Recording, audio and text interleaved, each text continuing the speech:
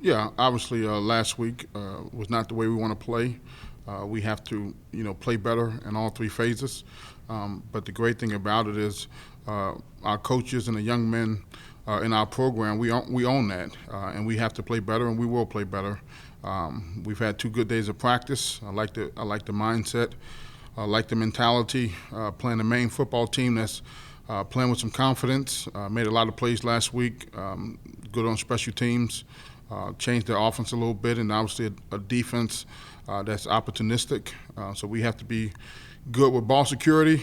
We have to be good on special teams. I think they blocked 2 kicks last week and returned them for 2-point conversions, which is a 6-point swing in that game. And then offensively, they playing a new quarterback. I think their original quarterback got hurt. This kid is running the offense. They've kind of changed to more of a run type scheme, so we got a great challenge ahead in trying to stop the run and minimize explosive plays. So with that, I'll answer any questions. What were some silver linings Saturday from the Michigan game that you can turn to? Yeah, I think for us, we had some guys come in and make some plays. We had a true freshman, Mekhi Nelson Douglas, come in there in that environment and made 5 plays in 19 snaps. Dylan Thomas is another young guy that's earning reps. Jashawn Perfett came in at safety. So, we are constantly building the depth of our team through getting guys experience.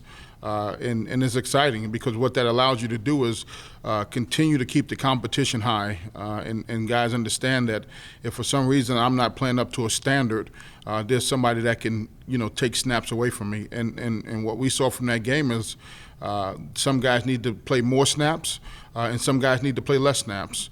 And I think, that's going to be a running thing for us as far as playing to a standard each and every week so we can maintain a high level of play.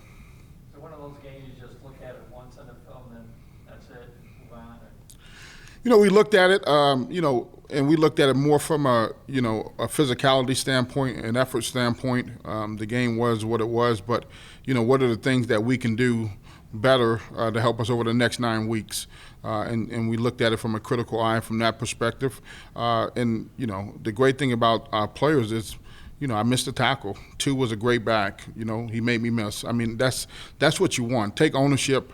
And then if you take the ownership and not, point the finger, then obviously we can continue to improve on the things we need to work on. Coach, what would you like to see from your team in your final non-conference game of the play? Yeah, I want us to establish a level of play that, we can lean on consistently. I think we've had moments where we've been able to run the ball decent, and we had moments where we haven't. I think we had moments where we got the passing game going and moments where it hasn't. So we have to establish a level of consistency offensively, and then defensively we got to continue to find ways to change the line of scrimmage, to create havoc plays, to get people off schedule, and then special teams has to be a difference maker for us. Does Maine compare to anybody you guys have played since you've been here, or similar style? I think they will try some things that Michigan tried last week. I mean, they got the jet sweep motion, the tight end swipe play. They do it a little bit different. They got them coming from opposite directions. To try to test your eye discipline defensively, and so I think they'll try to look at that tape and see what some things that they can try to take advantage of. You talked about after the last game how the level of competition through the first 3 games this year. Obviously, going into this game and this stretch of the schedule, do you see that kind of leveling out more towards your level? The thing is that we're going to respect everybody. I think that's the most important thing. We can't look at it as, this team is lesser than this. I mean, we can't. There's no way you can play the game that way. But we have to respect everybody. But you should have some confidence that, we won't see a back better than the back we played last week. I can promise you that. So that's where you use your experience and those bank reps to say, now, I have to play faster. I have to bring my feet on contact, right? I have to hit and wrap and not give up leaky tackles. That's where you should, build that confidence. And to me, I think that's more of an individual thing. But as a team, we have to respect everybody and what they can present and what they bring to the table. Does it let you open up more, though, especially offensively? Because, again, that was one of the things you're kind of talking about. Is this now the stretch of the schedule where stuff gets to open up more, or is it still going to be a more? Yeah, I mean, obviously we want to be more explosive on offense. I don't think that's any secret. I think there are challenges, week to week with that, right? 97 was a challenge, right? He is a top 5 NFL player. So if you sit back there and hold on to the ball a little longer, you may have a problem. So we have to find the matchups that we feel are conducive for us to be successful. And it is week to week. I mean, we play some really good defensive line. I think the linebacker from Wyoming had a pick 6 last week. We play some good players. So for us, we have to evaluate what gives us the best advantage to have success. But by no means are we trying to throw it or we trying to do whatever we can do to win the game. That's where we're at. Also be important to get a little momentum for the back, begins next week, so get you guys going in the right direction. I mean, we just want to win a game. Who cares about momentum? Because momentum that doesn't matter. We beat Georgia Tech. That don't give you momentum for Wyoming. We have to play a level of play consistently week in and week out, and we have to practice that way. Momentum is the next play. So we gotta make sure we up in our level of efficiency and effort, play in and play out. What do you see match up with these guys that you think you're going to be able to exploit? Yeah, I don't think I'm gonna tell them what that. I think we got a good game plan. We still developing the game plan, and I hope our kids play as hard as they can play on Saturday. Coach, after a loss like last week and now coming up with the game that would be some consider easier than the other ones you played, what's the energy level like, at practice this week so far? Yeah, I mean, I think we practiced well the last 2 days. That's the problem. Everybody wants to say this team is not. We have to play us. I mean, we have to do us. It's going to start with us and how we play and how we perform. And Maine is our next challenge, and we got to make sure we play our best football. Coach, the importance of not overlooking Maine, like you said, they're a pretty dangerous opponent. They've hung in most of their games. What's the importance of making sure that they don't get one over on us? Yeah, I mean, we're trying to win a game. We're trying to win a game. That's the importance, that we want to play our best football to give us an opportunity to win. Coach, I know you have captains, but some maybe are more vocal than others would be. Who are your vocal leaders who can, get the guys teed up for this game, who can, demand what you're demanding, that level of consistency? Who are the voices that you kind of look to on your roster? Well, I think the quarterback, he starts it, because everything kind of runs through him. Defensively, Nick Routine is a guy that, he is very vocal.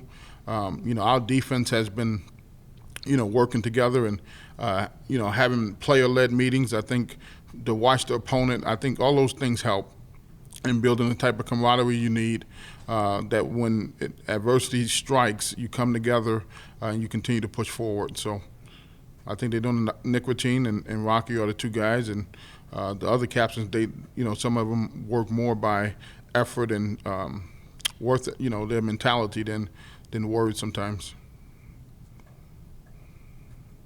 You look at it from Maine side of it, this is one of their big games on the schedule. I mean, they kind of probably circle this one saying, hey, this is a game, that they're looking forward to. Yeah, no, that's great, as they should. We have to be prepared for anything, right? We have to be prepared for fakes. We have to be prepared for onside kicks. We have to be prepared for all those different scenarios and situations that may come up in the course of a game. So, we on high alert. I think they do a great job on special teams. and we got to make sure that we are all hands on deck in every facet of the game.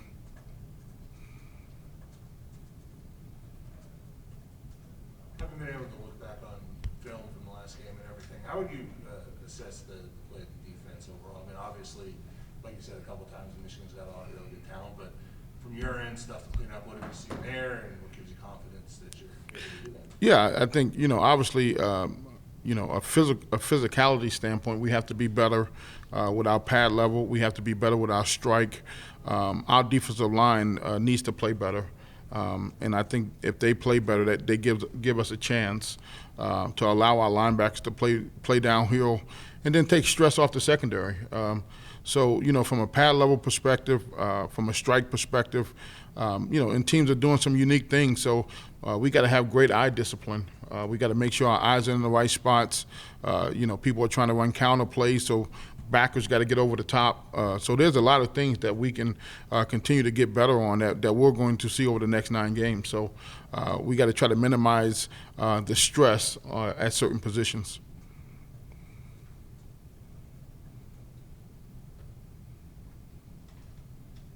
Anything else for Coach Hammock?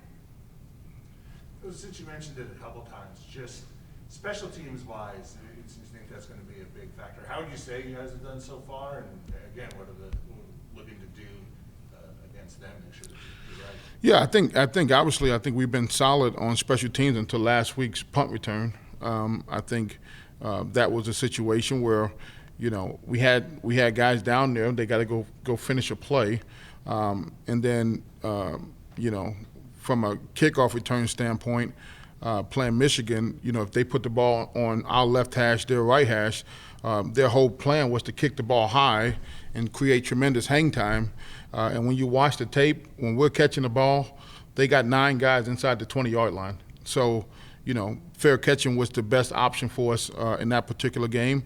But moving forward, we feel like Trayvon Rudolph gives us a great chance in the return game to make a difference. And so we're going to try to find ways to cut him loose. But I think we have some opportunities to create an advantage on special teams. But we got to play. It takes 11 guys. And if one guy is wrong, normally you have explosive plays can start to happen. I'd say the energy is really high. We had a great day of practice today. Obviously last week is not what we wanted to do. It was not our best showing. But all we can do is prepare for the next week, and I thought we had a great Tuesday. Marcus? Just piggyback off that. It's not the best going or having to score it was, but it is what it is. We just gotta go to the next week, prepare for the next week, because it don't stop. It don't stop at Michigan. It goes to the next week, so we just preparing for May. David? I think that the biggest thing is just not letting anything to like a win or a loss dictate our energy in the building. So whether we lose or win, we just got to keep a high energy no matter what. I think we do a good job of that, and we just keep moving forward. I think as a unit we do it. We're all pretty sound, and we know what we have to do. So I think the biggest thing that we need to improve on is just finishing plays. We're always in pretty good positions, but being in the right position always isn't going to get you the results that you want. So we just got to start finishing plays and executing what we need to execute. Most of it just comes with experience. We're a way more experienced group. We seeing stuff slower. Everything just falling in line with what we want to do and how we want to block people. So just the experience from last year and picking back off to this year, to just see the growth within the room. Yeah, so special teams is always a main focus for our football team. We take it just as seriously as offense or defense. It's a major part of the game. And like you said, Maine's very capable of making some plays on special teams. So, we've been scouting them up, finding out what they do, practicing on the field, and, just preparing for it. I treat it all the same. I treat every opponent the same. Every opponent is nameless and faceless. So just learning what they do that week, and then just attacking practice and getting the looks from practice to go in the game. So yeah, that's how I take it. I would say a good example that I could give you is us in Georgia Tech. no matter what. You know, nobody is ever out of the game, I feel like. So if we're capable of beating teams like Georgia Tech, there's teams like Maine that are capable of beating us. So we just got to make sure that we're holding our own and doing what we're supposed to do. Clint?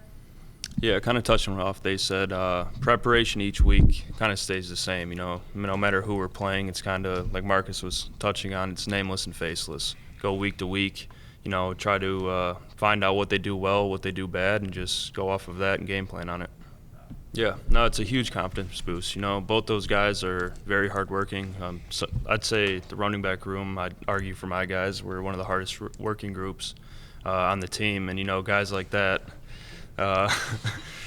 they bring it every day to practice. So, you know, it's awesome to see them to be able to get out there, get a chance, and, you know, get their confidence up.